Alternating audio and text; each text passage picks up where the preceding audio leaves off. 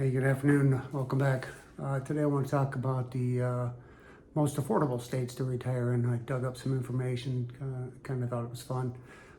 So I'm going to go in reverse order and end up on the number one, and then we'll talk a little bit about number one and how it got there. So number 10 was Kansas. Number 9 was Missouri. Number 8 is Wyoming. Number 7, Oklahoma. Number 6 was Tennessee. Number 5 is Georgia. Number 4 was Alabama. Number 3 was Indiana. Number 2 is Mississippi. Now, I honestly was a little shocked about what number 1 was going to be because I just didn't expect it and hadn't really done much research on it before. Typically, when people look for states to retire in, they look more about at things that are information like most desirable, most best climate, that kind of thing. So this is not necessarily based on those. It's based on factors that include cost of living, affordability as far as insurance costs goes, as far as healthcare costs go, typically, property taxes to value kind of information, income taxes. So generally speaking, those kinds of things. So number 1, and apparently for the second year in a row, was West Virginia. It's 9% lower versus the nation in cost of living. It's 20% lower in housing. They have a state law that is going to outlaw, or is changing by 2026, to no longer tax Social Security benefits, which is amazing, especially if you're going to retire. So that's definitely something to consider. It has a very low cost for insurance for homeowners and for auto insurance. And they have a low percentage to property tax value. It was like 0.59% of the total value of the home or something to that effect. So I thought that was pretty remarkable. Of course, other things to consider here is, like I said, we talked about climate. Is this where I want to live? Do I want to hike the Appalachian Mountains, or would I rather be on the beach? Do I want to live someplace where there's snow? A lot of people like to be in areas that have seasons. I've definitely had my 59 years of that, so I am fine not having it. But things to consider are beyond just affordability. But if budget is your top of mind, how can you make your retirement benefits last longer, go farther? Obviously, these top 10 states would make a difference. And what I want you to consider too is that 5 of these are in the southern states, southern areas, and the other are between the Midwest and upper Midwest, because Wyoming's kind of up in the mountain area. Been through Wyoming, it's a beautiful area.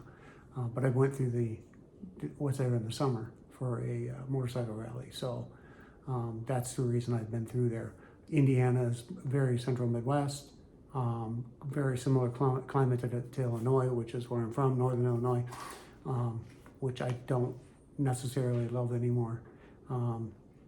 So, and with every good, every positive, there is some negative. So here's some of the cons that go with West Virginia that you need to be aware of, because these can affect you, especially in retirement. First of all, they are like bottom of the pack when it comes to quality and cost of healthcare, which is not necessarily a good thing when you are going to be retired and into your older years. And of course, that's when your sicknesses and illnesses are going to come up and become more frequent. So that's definitely something you have to consider, because how much of my budget is going to be eaten away by healthcare costs. Secondly, to go along the same lines, they are one of the worst in the nation as far as overall wellness of the communities. Whether it's higher obesity rates, lower fitness levels in general, people just not active lifestyles. So that's definitely plays into the factor, that, especially when you're considering that the healthcare costs are going to be higher. So there's that. So what we're trying to say, I think affordability doesn't necessarily mean best. So you got to find what's best for you. Pick your poison. I'm definitely a person who likes the better climates, warmer weather. Not saying that oppressive heat in the summer in Florida is the greatest time of the year to be here. However, you never have to shovel sunshine, which is what makes Florida great. But other southern states that are great for climate, obviously, would be California, as you work your way across the bottom, Arizona, New Mexico, Texas, Louisiana, Mississippi, Georgia. It would fit in there. Both the Carolinas are in decent climate states, and of course Florida. So Tennessee is kind of middle of the road as far as overall climate goes.